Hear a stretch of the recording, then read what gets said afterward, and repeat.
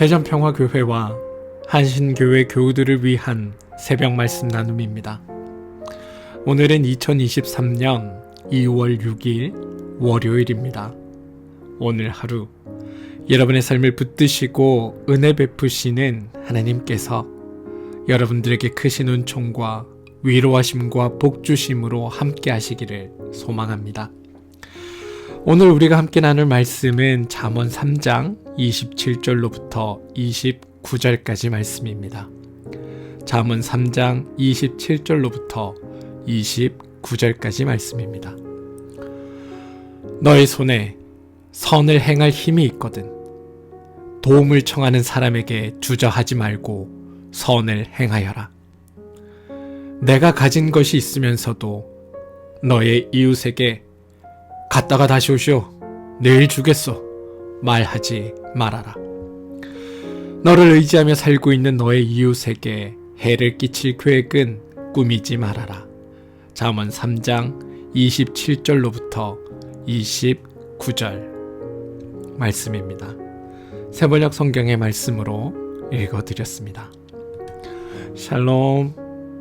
어제 하루는 하나님의 은혜 안에서 하나님의 살아계심이 예배 가운데 경험되어진 그런 복되고 아름다운 하루 되셨습니까? 바라기는 오늘 하루 또 시작하는 이 한 주가 하나님의 능력 안에서 살아계신 하나님을 만나고 경험하게 되는 복된 날들로 채워져 가기를 주님의 이름으로 축원드립니다.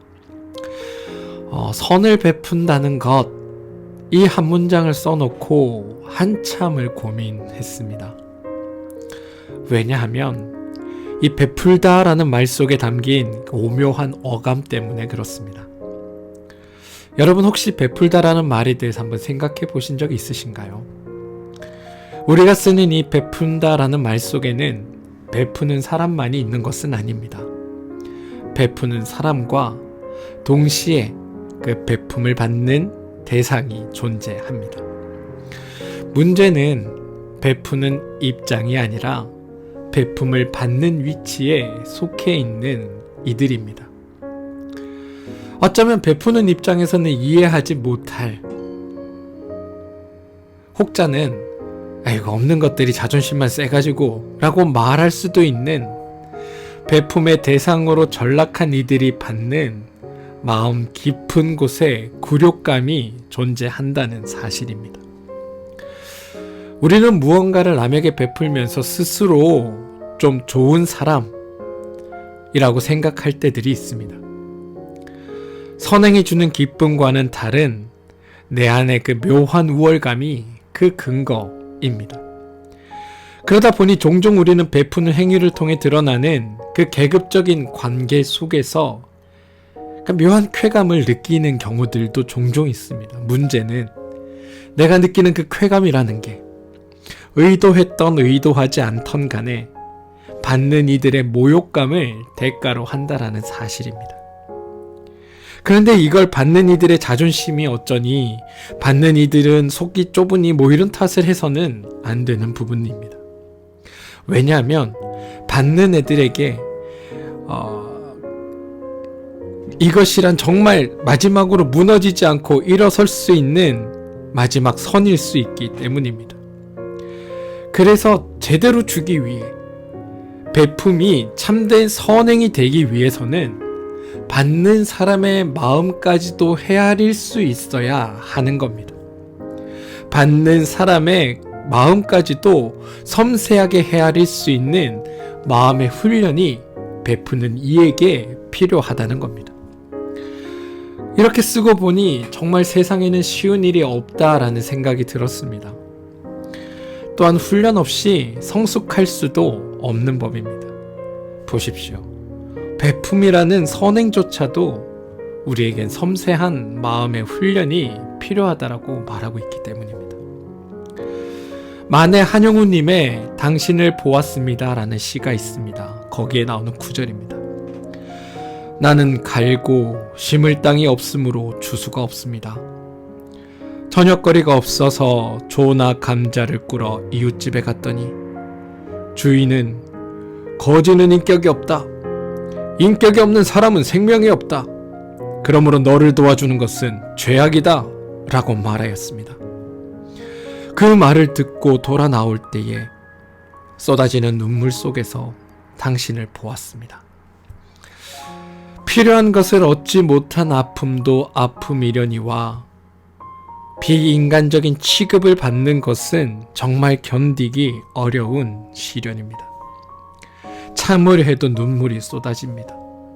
그런데 그 눈물 속에서 시인은 당신을 본다라고 말하고 있습니다. 이웃에 쏟아지는 눈물 속에서 보이는 나라는 존재.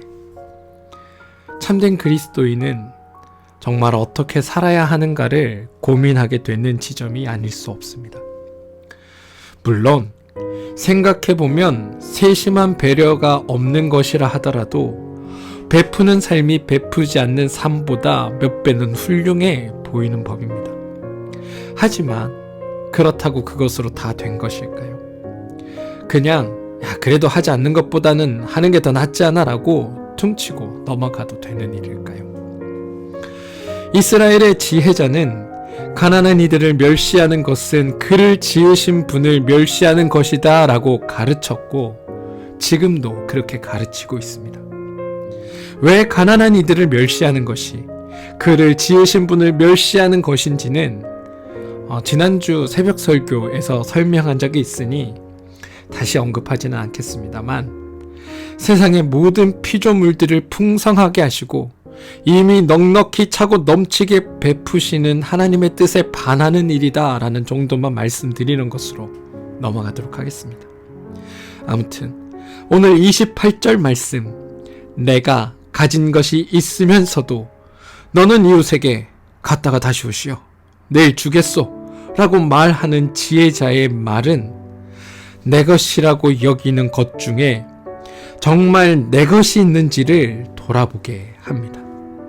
또한 동시에 하나님의 것을 받아서 그것을 가지고 있으면서 그것이 정말 나의 것인 것 마냥 그게 온전히 자신의 것인 것처럼 여기고 살거나 자신의 능력 때문이라고 생각하는 인간의 어리석은 교만함을 지적하는 이야기로도 들립니다. 네 것도 아닌 것을 가지고 어려운 이웃들을 마치 너의 도움 앞에 줄 세우는 그 성숙함 없는 베품을 지적하는 이야기, 그게 오늘 말씀입니다. 그런데 여러분, 여기서 우리가 중요한 것이 한 가지 더 있습니다. 말씀을 적용하는 방식입니다. 오늘 이웃에게 갔다고 다시 오시오, 내일 주겠소 라고 한 이 부분을 이해함에 있어서 이 말을 한 사람이 만약 지금 당장 베풀 것이 준비되지 않았고 내일 이 어려운 이웃을 위해 자기가 가진 것의 일부를 처분하여 돕고자 하는 이들에 대한 지적이 아니라는 사실을 우리는 알아야 합니다. 충분히 나눌 것을 가지고 있음에도 당장 돕는 것이 마음에 불편한 이들을 돕는 것이 어떻게 나에게 이익이 되는지 먼저 따질 시간이 필요했던 이들을 돕는다는 핑계로 내가 챙길 이익이 무엇인지를 재보려는 이들을 향한 말씀임을 기억해야 합니다. 성경은, 아니 하나님의 말씀은 행위 그 자체를 강조하고 있지 않습니다. 저는 여러분들이 이 말씀을 들을 때 여기 한 문장이 더 숨겨져 있음을 알아차리길 원합니다. 바로 하나님이 너희에게 그러하듯이 라는 말입니다. 하나님이 너희의 어려움 앞에 하나님의 은혜를 구하는 그 사람 앞에 그분의 도움의 손길을 멈추지 않고 즉각 베풀듯이 너희도 그렇게 하라는 가르침이라는 겁니다. 너희를 향한 안타까움과 사랑의 마음으로 너희의 삶을 살피시니 너희도 그러하라는 가르침이 오늘 말씀 속에 숨겨져 있다는 사실을 여러분들 잊지 마시기 바랍니다. 네 것도 아닌 것으로 생색내지 말아라. 너의 것도 아닌 것으로 이웃을 줄 세우는 하는 짓 그만해라. 그리고 너를 도우셨던 하나님처럼 너의 힘겨웠던 삶 앞에 누구보다도 앞서 먼저 일하셨던 그 하나님처럼 너희도 너희의 이웃에게 그렇게 행하라. 이게 오늘 말씀 속에 숨겨진 가르침이라는 겁니다. 성경은 말씀 속에 담긴 하나님의 마음을 읽으라고 우리에게 말합니다. 또한 그 마음에 응하며 살아가라고 우리를 가르칩니다. 단순히 즉각적으로 베풀라는 행동의 신속함이 아니라 그 속에 담긴 타인에 대한 깊은 이해와 배려, 또 그렇게 너그럽게 우리를 대하시는 하나님을 우리가 만나고 또 깨닫게 하시는 겁니다. 이 사실을 잊으시면 안 됩니다. 너그러운 사랑으로 능력 있으신 하나님께 도움을 구하는 우리에게 하나님은 즉각 행하십니다. 우리를 도우십니다. 그러니 너희도 그러하라. 사랑하는 성도 여러분, 따지고 보면 선을 행할 능력이 없는 사람은 아무도 없습니다. 물질이 없다면 따뜻한 위로와 격려의 말 한마디라도 건네면 될 때들이 있기 때문입니다. 그리고 남에게 선을 행할 마음조차 없다면 최소한 해는 끼치지 않아야 하는 법 아니겠습니까? 바라기는 나의 있음이 누군가의 마음에 지울 수 없는 상처를 남기는 일이 없도록 부디 오늘 하루 조심조심 살아가 주시기를 부탁드립니다. 함께 기도하겠습니다. 하나님, 능력 있는 이웃과 잘 지내는 일은 어렵지 않습니다. 그러나 늘 누군가의 도움을 필요로 하는 이웃과 함께 지내는 것은 참 고단한 일입니다. 왜냐하면 그들의 배고픔을 외면하기 어려우니 말입니다. 그런데 우리는 그들을 외면하며 삽니다. 차라리 모르면 양심의 괴로움에 시달리지 않아도 되기 때문입니다. 생각해보니 이런 우리의 모습이 강도 만난 사람을 보고도 모른 채 지나쳤던 그런 이들과 다를 바 없음을 알겠습니다. 하나님, 위선과 무정함의 수렁에서 우리를 건져주십시오. 섬세한 살핌으로 배품을 행할 수 있는 저희가 되게 도와주십시오. 예수님의 이름으로 기도합니다. 아멘. 오늘 우리 함께 중보하며 기도할 제목을 나누겠습니다. 첫 번째 기도 제목은 몸과 마음의 힘듦으로 인해 어려움을 겪고 있는 우리 교우들을 위해 기도합시다. 하나님께서 그들의 삶을 찾아가 주셔서 그들의 그 부르심 앞, 그들의 그 힘듦 앞에 하나님께서 즉각적으로 행하여 주시기를, 하나님께서 즉각적으로 그들의 삶을 살펴주시기를, 그들의 어려움 가운데 하나님께서 당장 도움을 베풀어 주시기를 여러분 기도해 주시기 바랍니다. 그들의 삶을 이끄시는 하나님이 그들의 연약한 곳 가운데 함께하여 주시고, 육신의 연약함 또는 삶의 어려움, 마음의 상처 위에 하나님 즉각적으로 도움을 베푸셔서 그들이 하나님의 그 너그러운 사랑 앞에, 능력 있으신 하나님의 은혜 앞에 도움을 받게 되는 일들이 있게 하시고, 그 일을 위해 여러분 함께 기도해 주시기를 부탁드립니다. 우리 자녀들을 위해 기도합시다. 하나님께서 우리 자녀들의 삶의 주인 되어주시고 그들의 삶을 붙들어 주시고 이끌어 주시고 참된 삶의 지혜자가 되어주셔서, 인도자가 되어주셔서 하나님을 붙들고 살아가는 우리 자녀들이 날마다 더 복되고 아름다운 삶을 주님 안에서 살아갈 수 있게 해달라고 여러분 기도해 주시기를 부탁드립니다. 하시는 일과 사업체를 위해 기도하시기 바랍니다. 여러분들이 하시는 그 일과 사업체는 하나님의 능력을 드러내며 하나님의 하나님됨을 드러내는 바로 그곳입니다. 그러니 여러분들이 하는 일과 사업체를 통해 하나님의 온전하신 능력과 하나님의 살아계신 역사가 나타나도록, 또한 여러분이 하시는 그 일과 사업체가 날마다 번성하여서 하나님께서 풍성하게 도우시는 분임을 세상 가운데 드러내는 일에 쓰임받게 해달라고 기도해 주시기를 부탁드립니다. 평화교회와 한신교회를 위해서 여러분 기도해 주십시오. 두 교회가 하나님의 손에 붙들려서 하나님께서 기뻐하시는 일에 쓰임받는 교회 되게 해달라고, 주님께서 세워주시는 놀라운 은총이 두 교회 위에 나타나게 되게 해달라고 여러분 기도해 주시기를 부탁드립니다.